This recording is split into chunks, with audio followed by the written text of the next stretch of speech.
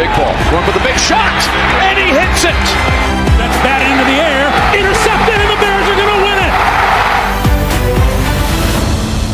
Day one of Bears training camps officially in the books. First practice is in the books as well. It was a bit of a choppy one depending on what side of the ball you're on. If you are on defense, there were some up downs you need to do, mimicking a high school / middle school practice. If you're on offense, well then probably don't feel sorry for you, considering Ben Johnson got annoyed at you for something she did. Welcome into the Halas Beat, brought to you by the Bear Report. Usayd, Koshul, Steve, Letizia here.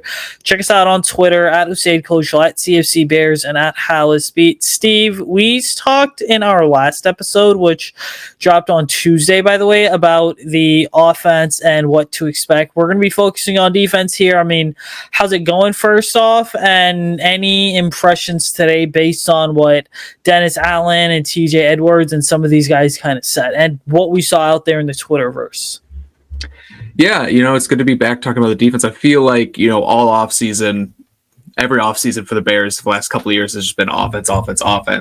But, the defense is kind of a forgotten part there. But we got to kind of remember, this is a new defensive unit just as much as it is new offensive coaching staff as well. So there's going to be growing pains as well. So it was very interesting. It's nice to talk about them a little bit. It was very interesting to see just how different Dennis Allen is, from Matt Eberflus and not the previous coaching staff. I think what stood out to me the most with what, he did is just all the extra work he had the defensive guys putting in, doing the up downs, between sets or whatever it was. Just the, talking about how playing for this defense is a privilege and you have to earn that right, and doing all that different stuff and saying all those things, a lot of it's coach speak right now, but it's just good to see that they're really making these guys earn their spots and earn their spot on the team, earn their spot as a starter, and just, really compete out there, which is really nice to see.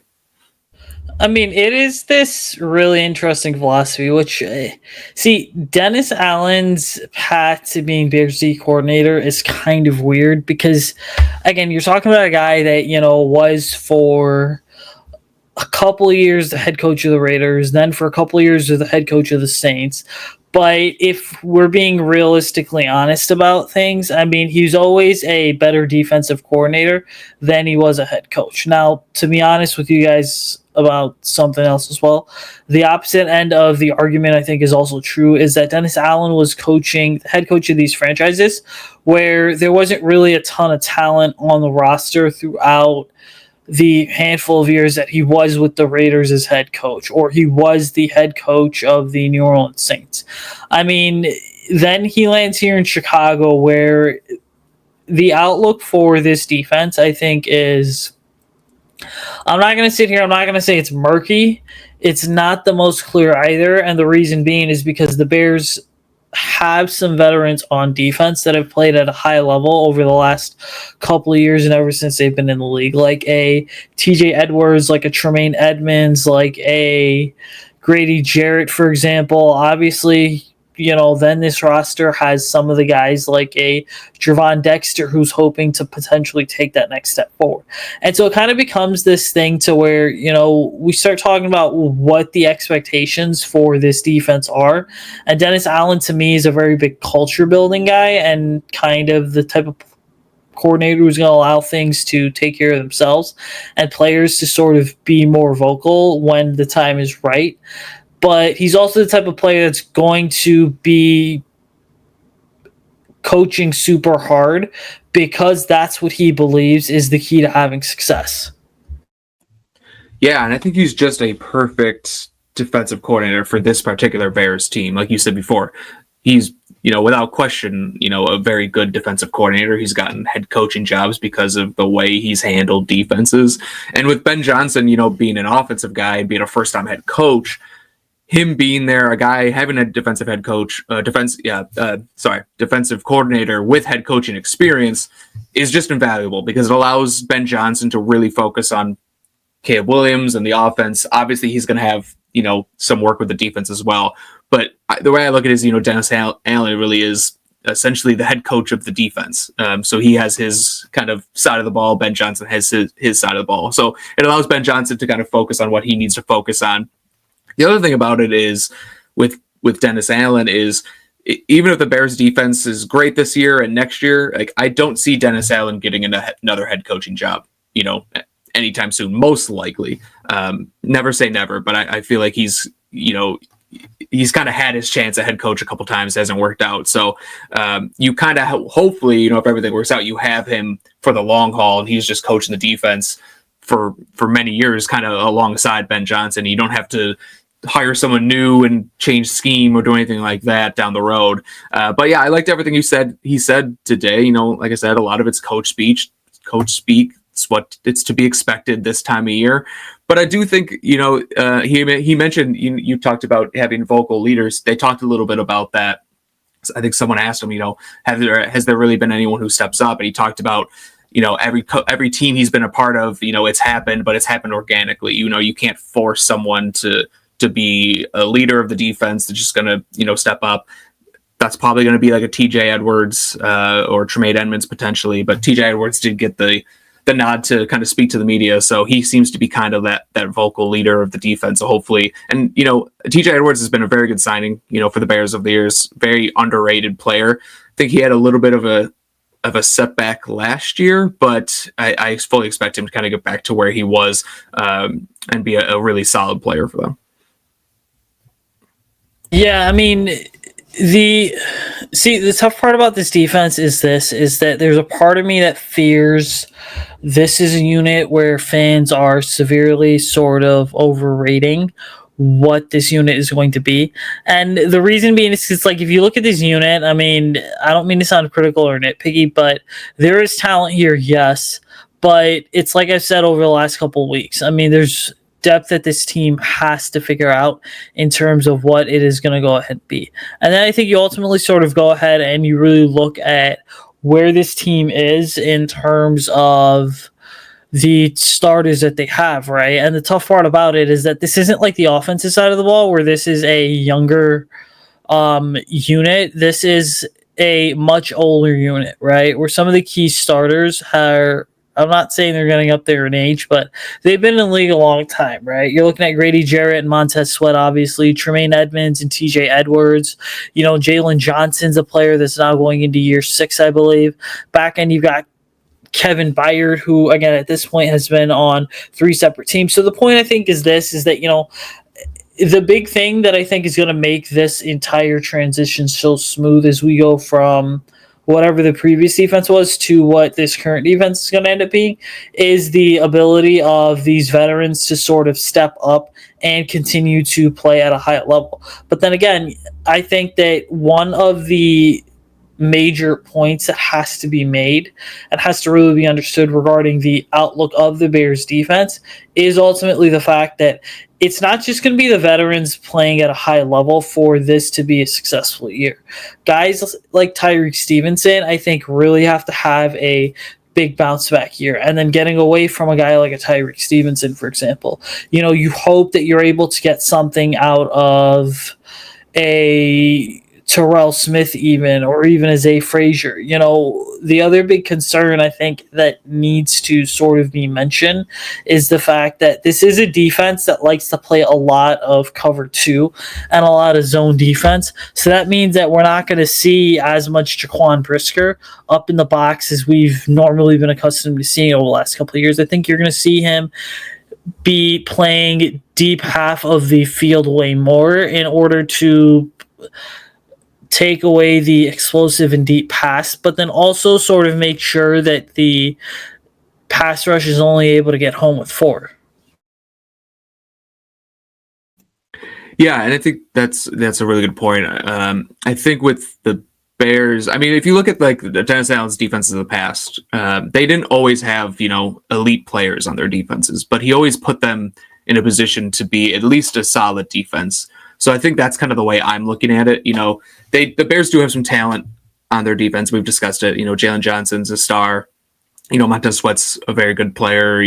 Tremaine Edmonds and TJ Edwards are good players, and so on. But they do kind of lack a little bit star power on that defense. But Dennis Allen has worked with teams that didn't have necessarily star power. I mean, look at the Saints. You had Cameron Jordan, obviously, who was great. But these last couple of years, he's been, not the same player he was early on in his career. Same thing with Tyrann Mathieu, who we had, who just retired. good, but not the player he was the last couple of years. But the Saints still always managed to have a pretty decent defense. So I think he's going to kind of elevate the talent. I trust him to elevate the talent he has on defense rather than expecting his guys just go out and make plays and do that. I don't think that's the kind of defensive coordinator he is. So I think when we're talking about like the outlook for the defense, I think we do have to take that into account and say that Dennis Allen his scheme gives you a baseline to kind of go off of with his defense, and then you hope that Jalen Johnson and the other stars we have kind of take over from there and elevate it to a great defense, or like we've mentioned before, Javon Dexter takes the next step, Austin Booker takes the next step, whoever it might be. And then you're really looking at a good defense if all those stuff happen. But just at the very least, I do expect to have an average defense just from the presence of Dennis Allen, because he's obviously a very good defensive coordinator. Well, okay, so I got to ask you this, dude. Average defense, if you had to rank it 1 to 32, what specific slots on sort of that time, let's just say that spectrum of like 1 to 32, are we considering an average defense? I mean, I'm 16, I guess. I mean, an average defense would be, I would say probably an average defense would be between like 12 and 18, something like that, for an average defense. I think that's probably where this Bears defense will probably end up when it's all said and done. I think they could be in the top half, but probably outside the top 10. I just don't think they have the players to be like a really great defense, but they can certainly be good enough that they're 12th in defense, scoring defense, or however you want to measure defense, DVOA. There's tons of different measures. However you want to measure it, if they're just outside the top 10, I think that's a realistic kind of outlook for this group. They could always surprise you and get into their top 10, but I just don't know if they have that potential in them. A lot depends on the young guys, Javon Dexter, Shamar Turner, the defensive line guy. Is Tyreek Stevenson going to take another step? As you mentioned before, is Jaquan Brisker going to stay healthy? Is Kevin Byard's going to stay healthy? All these different question marks. If everything goes right for them, maybe they can sneak into the top 10, but I think between 10 and 15 would be a kind of a good landing spot for them. And so here's the deal. I love the fact that you said between 12 to, what was it, like 18, for example? 18, yeah, 12 to 18. The reason because is this, and you brought up some of Dennis Allen's prior defenses. The personnel here, particularly in the second level, to me is a tad bit concerning. First off, I think TJ Edwards is a really good fit for this unit and what this scheme is trying to do.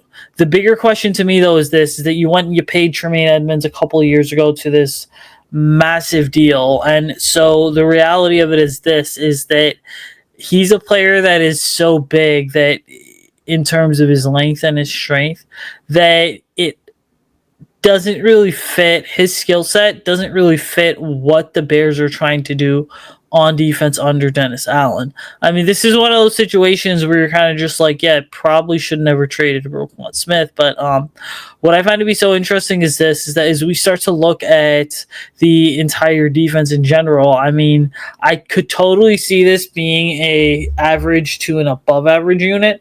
And the reason being is because the linebacker personnel does concern me a bit. Now, we'll talk more about the battle for linebacker 3 in a minute here, but Jalen Johnson's been out with injury over the last week or so. I know it's only the first couple days of training camp, but he's going to be out for the next couple weeks with the leg injury he sustained while training. The Bears seem to be fully confident that he's going to come back and make a full return. Dennis Allen, too, was just like, listen, I'm not worried about it, but there is opportunity here suddenly for a lot of these players that maybe would not have gotten as many reps at that cornerback spot that are going to get more playing time now that Jalen Johnson's out. Yeah, I mean, you never want a player to be out, obviously. The best case scenario is Jalen Johnson gets back as fast as possible. But like we said yesterday in the last pod, if there's a player that can miss some time and be fine, it's Jalen Johnson. And him being out does allow other guys to step up, like you said. I think Zoff Frazier wasn't practicing today. I don't really know why. Zay Frazier, I should say, wasn't practicing today. I'm not really sure the reason behind that, but I'm assuming he'll be back soon. He's going to have a chance to kind of step up. Nashawn Wright was getting the first team reps, according to Dennis Allen. He's kind of a journeyman vet, but he is 6'4", 200 pounds. He's got great size. He's got speed. They said that he had a great, OTAs, and they're giving and he had a great offseason, and because they like what they saw, they're giving him a chance. And I think that again goes back to what we talked about in the last pod, which is the competition that they're bringing in, and the fact that everyone is going to have to earn their spot. It wasn't just given to the guy who Terrell Smith, for example. Nashawn Wright, they thought he earned that, so he got first chance at the starting rep. So I think that's really interesting. They did talk about Dennis Allen did talk about Terrell Smith a little bit, said he had everything that they kind of look for in corners: size, speed, athleticism. So I think, he's going to get a lot of work too. So I think those three, Tyreek Stevenson, Zay Frazier, Terrell Smith, and now Nashawn Wright, all four of those guys getting extra reps is definitely a good thing. And we've kind of talked about this before. Cornerback is a position where we actually do like the depth that they have beyond Jalen Johnson. And I think this is only going to help with that. And if Nashawn Wright can prove that he can, play in a pinch, then he's, has a really good chance of making a roster. If Terrell Smith proves that maybe he's, maybe he even outplays Tyreek Stevenson because he gets a few more extra reps and jumps him with the depth chart. Who knows what's going to happen? But this does, again, not the best case scenario because you'd rather have Jalen Johnson playing, but I think it is going to give them some different looks and give them a really good idea of where this corner room is at. And to me, the tough part about this whole conversation as it relates to Jalen Johnson being out is the fact that even when he does come back healthy, you're banking on Jalen Johnson plus Tyler Gordon and Tyreek Stevenson making it through the season being fully healthy. Now, can he end up being fully healthy? I absolutely think so. Can this trio of cornerbacks finish out the season healthy? Yes. But I also think that, part of the greater conversation here to me comes down to the fact that it's just like, can a vet like Nashawn Wright, who's bounced around a couple teams in this league, somehow stick around? Is a guy such as Terrell Smith, I'm not going to say being cheated out of reps, but is he not getting as many reps as he probably should, simply because the Bears are so deep at cornerback? And then obviously, right, Zay Frazier to me is the most intriguing player of the bunch. And the reason being is the way that I look at it when it comes to Zay Frazier, really good player, obviously, in terms of what he's put on tape last year at UTSA. But then again, the big question to me is also the fact that, is he even going to see the field on defense this year, or is he just going to be the type of guy that ends up being a special teams contributor? Because to me, with Zay Frazier's talent as well as the upside, I know he's a late bloomer, the athleticism as well, it makes more sense to give him a chance to get some reps and see if he can actually compete with Terrell Smith for that slot position. Yeah, and we know Al Harris is a huge fan of Zay Frazier. He pounded the table. He was texting Ryan Poles, pounding the table for him when he was on the board in the 5th, 6th round, whatever they drafted him. I can't remember. But so he's got an advocate in that defensive back room already. So, like I said, I don't know why he was out there, wasn't out there today, but I imagine he'll be back. So I think him getting these reps is just so invaluable, for him. Not only this year, but down the road, you got to see what these young guys can do, and this is a perfect opportunity for them to kind of prove themselves. And I think Zay Frazier if we look at Nashawn Wright, this is a guy who the Bears signed. Like I said, 6'4", 200 pounds. Zay Frazier's similar size, so he's another guy who can really get up to the line of scrimmage and press and do a lot of different things for you. So you talked about the linebacker prototypes, like Tremaine Edmonds doesn't necessarily fit the linebacker prototype that Dennis Allen likes. Well, we kind of just based on who they've brought in this year, we know the prototype. It's tall, it's long, ability to kind of get up and press. I don't know if Terrell Smith really fits that prototype. He was drafted for a different regime. I still think he's a good player, and you obviously you don't want to just not give him a chance because the other the last defensive guy liked him. I think he has a ton of talent and should get every opportunity. But Zay Frazier, I agree, he's another guy. I think this is going to be really big for him, and he can get some serious reps here and really I don't know if he's going to be, the QB2 to start, CB2 to start the year, but if he can be that first guy off the bench in case of injury, and he proves that he won't be a liability there, that would be huge.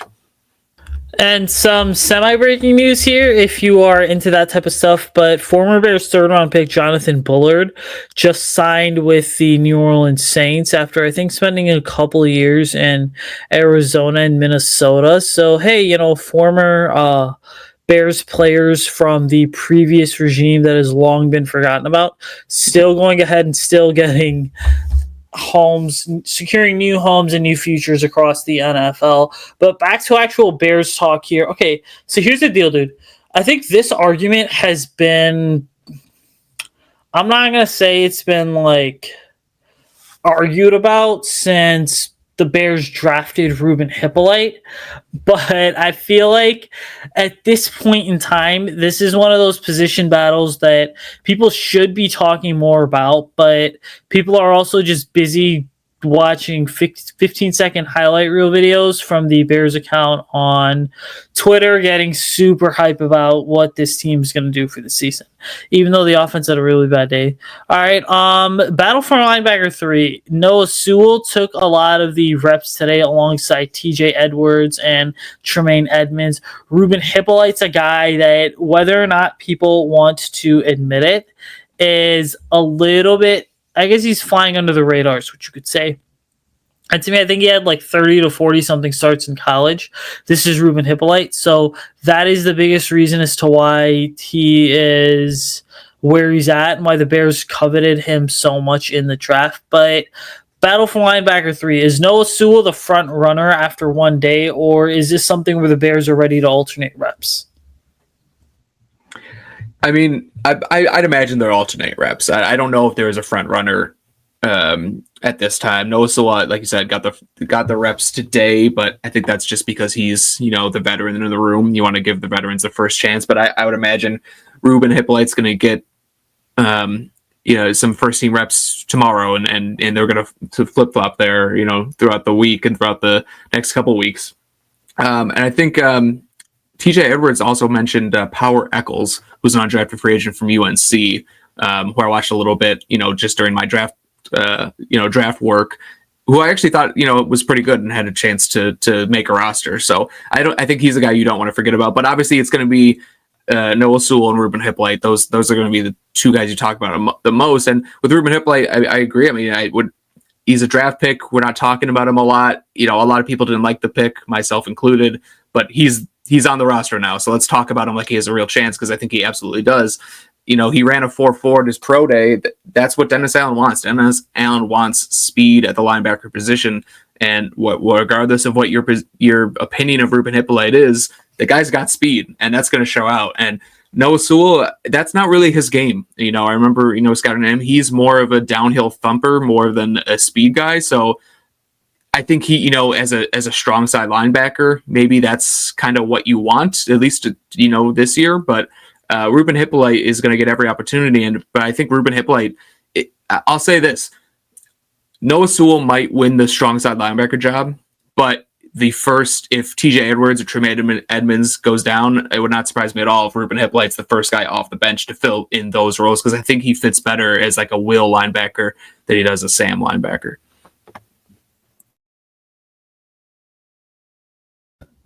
Sorry, I was muted there. But see, Ruben Hippolyte is, to me, this really interesting case study, because you drafted him. There were some people on social media that said the Bears have a secret plan to move him to running back, to suddenly figure out the running back position, which I thought was absolutely hilarious.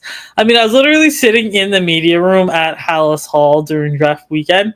Somebody had said that, and I had to leave the room and go outside into the name names. Who was it?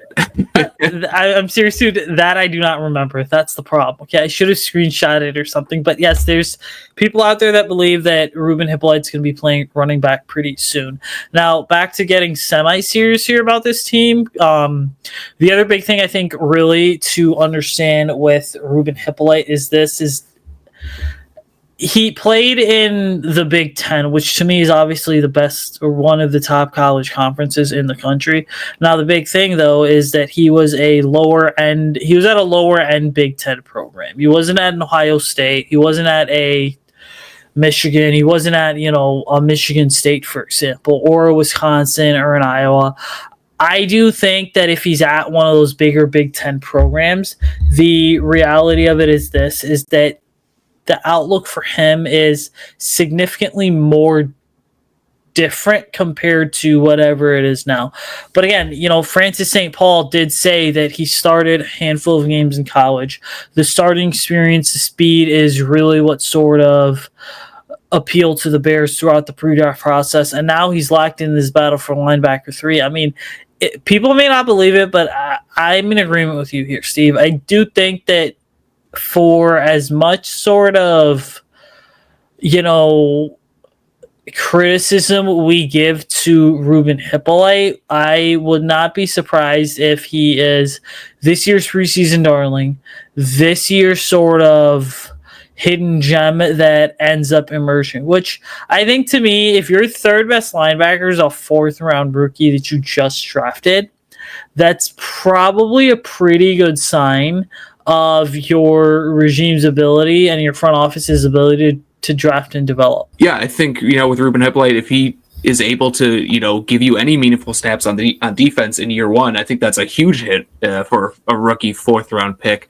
We shouldn't, these rookies, day 3 rookie picks, if they can just contribute on special teams, that's a success, even, a couple of years into their career. So if he can do anything on defense, that's just a bonus. But yeah, I mean, we talked about, every time we talk about Ruben Hippolyte, we bring up the speed, and that's really important for Dennis Allen's defense. The thing that Ruben Hippolyte can give you is, it depends how you use him. If you want him to be, a Mike linebacker who's going to be reading keys and coming downhill and tackling, that's probably not going to be the best way to use him. But if you want to use him maybe in coverage, he does have good range in zone coverage because of that speed. He has some decent instincts in zone coverage. I think he could probably match up with tight ends if you really wanted him to. He can flow sideline to sideline, but when he's just coming downhill, that's the traditional, like when you think of like a linebacker coming downhill and making a stop in the hole. That's not really what you want him doing. That's not really where he's going to be great at, but he can do other things really well. So I think if you put him into a position to succeed, if you do play him as kind of like a nickel linebacker, I think he can potentially give you something to kind of work with. And then I don't think we should give up on Noah Sewell either. Noah Sewell, a few years ago, I can't remember what year he was drafted. Was it 23? In 20, the year before, he was actually thought of as a really, really good linebacker at Oregon. He had a bad senior year and then kind of dropped in the draft. But I don't think we should give up on him either. He has real potential. Maybe not. I don't think he has the upside that maybe Hippolyte has, but I think he can certainly, be a third linebacker on an NFL team. And to your point, there were instances last year where the Bears, to give Tremaine Edmonds and TJ Edwards, as well as Jack Sanborn, a breather, they did have Noah Sewell playing each of the 3 linebacker spots. Now, I understand it's a completely different coaching staff, completely different regime, but, as a coach, you're going back, and especially when you're a first-time head coach or you're a new defensive coordinator, in terms of new to a specific place, you are really trying to go ahead and evaluate the talent, and the best way to do that is by watching film. And so to me, when I look at it, I mean, I'm not surprised. I will not be surprised if throughout the course of the week, guys such as Noah Sewell and Ruben Hippolyte are continuously alternating reps, but also playing in different spots all over the field. The other thing I'm going to say is this, though, is that if you haven't done so, it'd probably be a good idea to start looking at Alabama linebacker Deontay Lawson or add him to your wish list, because I have a feeling that's going to be a position that next year the Bears address in the draft. Yes, I'd say for sure. There's a couple good linebackers this year. Anthony Hill from Texas, CJ Allen from Georgia, Deontay Lawson, like you mentioned. So there's options there. But yeah, I do think Dennis Allen had some nice things to say about TJ Edwards and Tremaine Edmonds, but like we've talked about before, I don't know if they exactly fit what he's looking for. So a Ruben Hippolyte's probably just the first step in the process of kind of revamping that linebacker room. I totally agree with you there. That is why it's going to be an interesting sort of week of practices to monitor. I think the Bears are going Thursday, Friday, Saturday, Sunday's a day off, and they're back at it 3 or 4 days next week. Be sure to go ahead and lock in here to the Bear Report YouTube channel, as well as the Halas Beat over the next couple of weeks. We're going to be giving you guys a ton of training camp coverage. You can follow me on Twitter at Usayd Koshul. Follow Steve on Twitter at CFC Bears. Check out the Halas Beat on Twitter at Halas Beat. Make sure you like, comment, rate, subscribe to the YouTube channel. Whatever it is you guys want to see us go ahead and discuss, please let us know in the comments below. Make sure that you go ahead and give the podcast a 5-star review and rating on iTunes or wherever it is that you go ahead and get your podcast from. We will see you guys next time. Bear down. Have a great rest of your week. Have an even better weekend, ladies and gentlemen. The 2025 season's here, and with that is a ton of excitement.